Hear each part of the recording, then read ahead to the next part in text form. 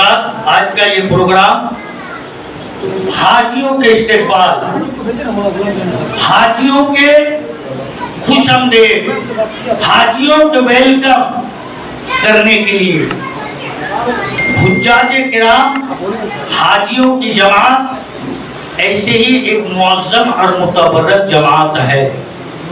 حجاج کرام اپنی زندگی میں حج کر کے آنے کے بعد اگر زندگی گزارتا ہے، اگر شریعت کے راستے پر چلتا ہے اور دین اسلام کے دامن کو پکڑ کر کے رکھتا ہے، ذمہ داری میں حضور بدر ملت کے مزار اقدس کو گواہ رکھ کر کے یہ بات میں عرض پہ کرنا چاہتا ہوں کہ حاجی اگر اپنی زندگی میں شریعت مصطفیٰ پر حج کر کے آنے کے بعد زندگی گزارتا ہے تو اس کا سینہ سینہ نہیں، مصطفیٰ کا مدینہ بچا۔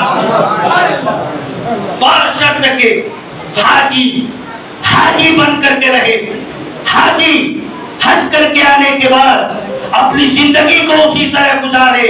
کیوں؟ اس لیے کہ دنیا کی آنکھوں نے جو نظارہ نہیں کیا ہے، دنیا کی آنکھوں نے جو چیزیں نہیں دیکھا ہے، ایک حاجی نے اپنے سر کے، اپنے ماتھے کے آنکھوں سے اس کو دیکھا ہے، اس جلوے کو دیکھا ہے کہ نہ جس جلوے کا جواب ہے نہ جس کے تلوے کا جواب ہے۔ اس نے اپنے سر کے آنکھوں سے اپنے جیتے جی گنبد خضرا کو دیکھا، کعبے کو دیکھا، مسجد نبوی کو دیکھا، مسجد نبوی کے محراب و منبر کو دیکھا۔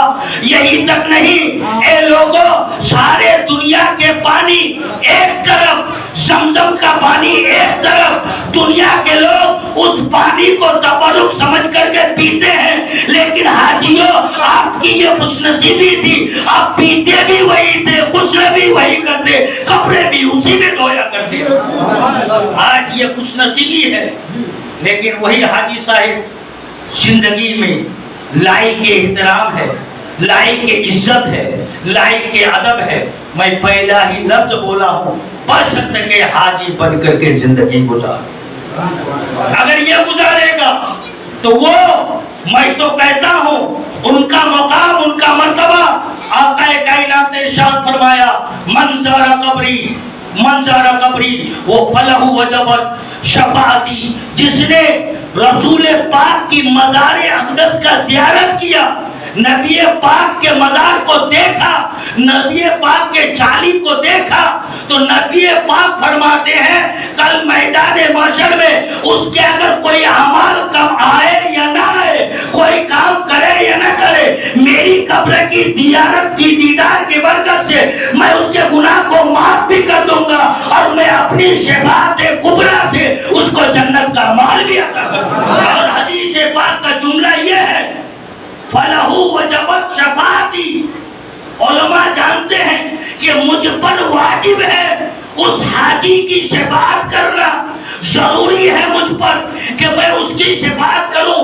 یا رسول اللہ، آپ پر کیوں ضروری ہے؟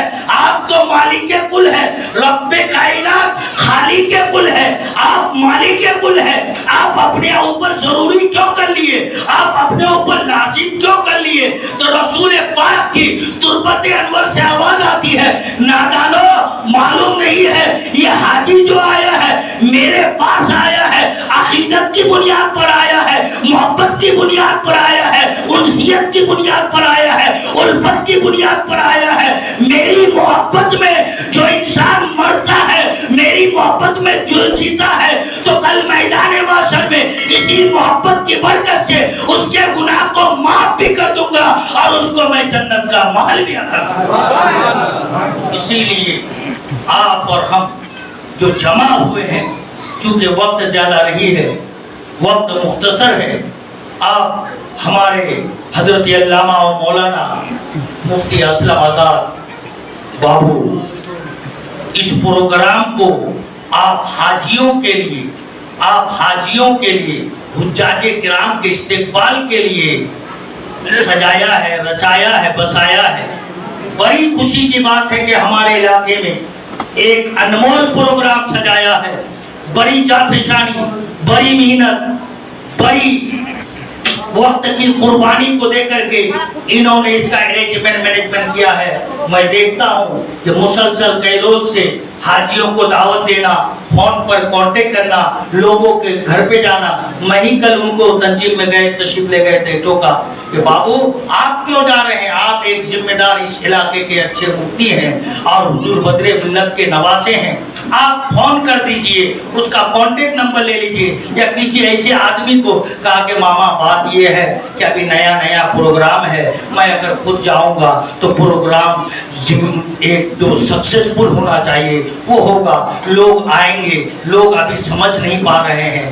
میں کہا کہ ہاں یہ بات تو صحیح ہے، لیکن آپ کی بھی ایک ذمہ داری ہے، چونکہ ہمارے چنا منا میں وہ ابھی ایک صدر مدرس اور پرنسپل کی حیثیت سے ہے اور بہت بڑا پرانا ادارہ ہے، اس جگہ میں وہ ہیں. اللہ سے دعا ہے کہ اللہ پاک اس کے علم میں، عمر میں بے پناہ برکت عطا فرمائے. میں عرض کر رہا تھا جو آیت کریمہ تلاوت کرنے کا شرف حاصل کیا، صرف ترجمہ سنا دوں. اللہ نے کلام پاک میں ارشاد فرمایا فمن حج البیت او اعتمر فلا جناح علیہ، جس نے حج کیا یا عمرہ کیا، حج یا عمرہ، اللہ نے فرمایا فمن حج البیت، جس نے حج کیا اور اعتمر یا عمرہ کیا، فلا جناح علیہ، اس پر کوئی گناہ ہی نہیں.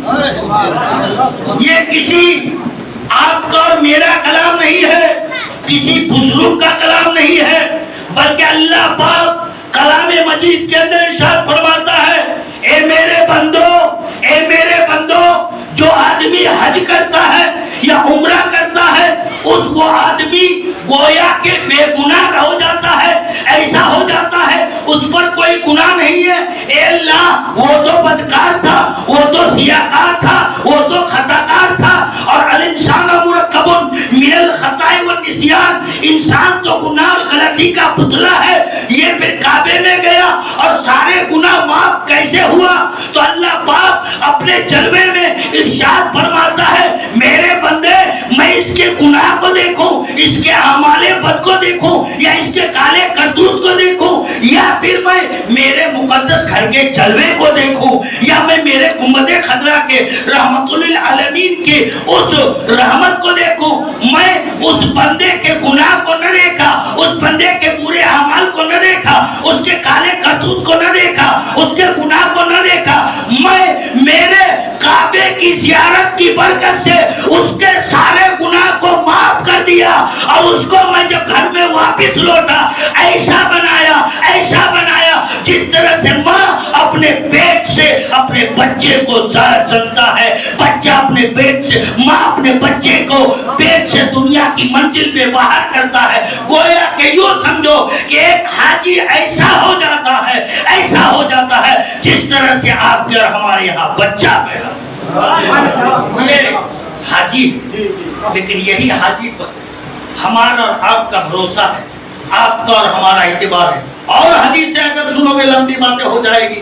حدیثوں میں آیا ہے کہ ایک حاجی میدان محشر میں اگر حج کر کے صحیح زندگی گزارا اور شریعت مصطفیٰ کا پابند ہوا، شریعت مصطفیٰ پر چلا، تو وہ حاجی اکیلا جنتی نہیں ہوگا، بلکہ اس کے ساتھ اس سے جو جتنی محبت کیا ہے، عقیدت کیا ہے، اس کے ساتھ اس کا پورا خاندان ہوگا، اور پورے ماننے والا اور جاننے والا ہوگا.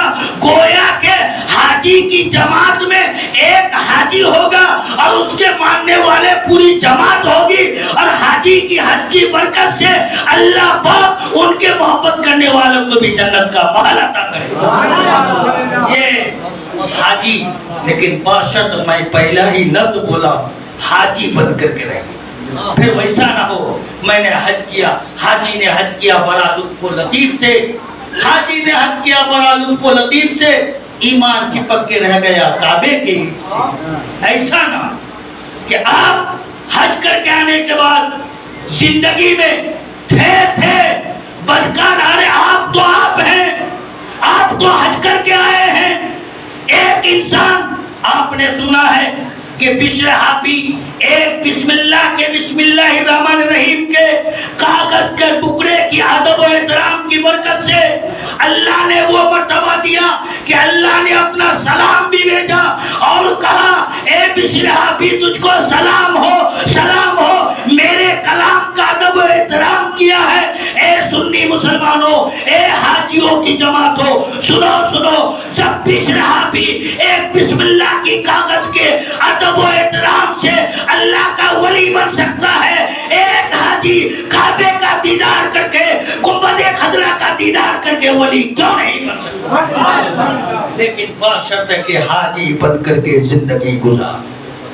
اس لیے اللہ سے دعا ہے کہ اللہ پاک سب سے پہلے مجھ کو، اس کے بعد آپ لوگوں کو عمل کرنے کی توفیق رفیق عطا فرمائے، اور آپ کو اور ہم کو حج کرنے کے بعد جو آتے ہیں اسی طریقے پر، اسی نہج پر، اسی نیم پر، اسی قانون پر، اسی اصول پر، اسی ضوابط پر رہنے کی توفیق رفیق عطا فرمائے۔ چونکہ وقت کی قلت ہے، پروگرام حاجیوں کا استقبال کا ہے، آپ لوگ دور دراز سے بھی آئے ہیں، اس لیے میں اپنی باتوں کو ختم کرتا ہوں۔ وآخر دعوانا ان الحمدللہ رب العالمین۔ السلام۔